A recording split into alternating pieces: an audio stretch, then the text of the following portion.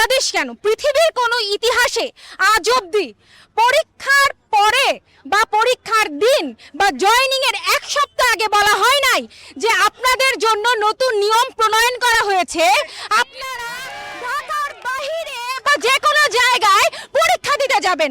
এটা বিশ্বের ইতিহাসে আমাকে একটা নজির দেখান, আমরা সকল ডাক্তার মেনে নিব, কারণ আমরা ডাক্তার হয়েছি আপনাদের সঠিকভাবে সুচিকিৎসা দেওয়ার জন্য। এখন আপনারা আমাদেরকে ট্রেনিং ভালো মতো দেওয়ার ব্যবস্থা করে না দিলে আমাদের যখন জ্ঞানের ঘাটতি থাকবে, তারপর যদি চিকিৎসায় এতটুকু ত্রুটি হয় তখন আপনারাই আমাদের পেটাতে আসবেন।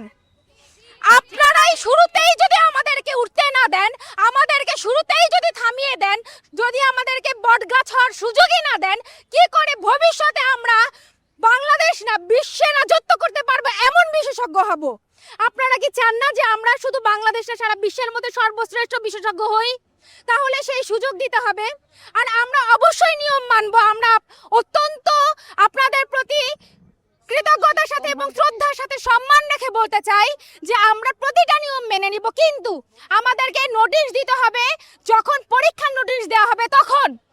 তাহলে আমাদের ডাক্তাররা ফর্ম ফিল আপই করবে না, যারা দিতে চায় না বা যারা এই নিয়ম চাচ্ছে না, তারা এই নিয়মের সাথে যারা একমত তারাই কিন্তু পরীক্ষা দিবে। আপনারা ট্রেনিং সেন্টার তৈরি করেন, আপনারা ওই পরিমাণ সুযোগ সুবিধা একজন বিশেষজ্ঞ হতে যা যা লাগে সেগুলো আপনারা তৈরি করেন, তারপরে আমরা অবশ্যই সেখানে যাব। এইটাই আমাদের কথা। কিন্তু আমরা এটা বলতে চাই, বলার জন্য যে আমরা স্যারদের সাথে দেখা করব, আমাদের গেটে তালা দিয়ে দেওয়া হয়েছে, আমরা ঢুকতে পারছি না। আমরা কোনো আন্দোলন করতে আসিনি, আমরা আমাদের শুধুমাত্র মতামত দাবিটা জানাতে এসেছি। আমরা ডাক্তার, আমরা আমাদের দাবি জানাতে এসেছি এবং অত্যন্ত সম্মানের সহিত। এখন আমাদের ঢুকতেই না দেওয়া হলে আমরা কি করে আমাদের দাবিটা জানাবো?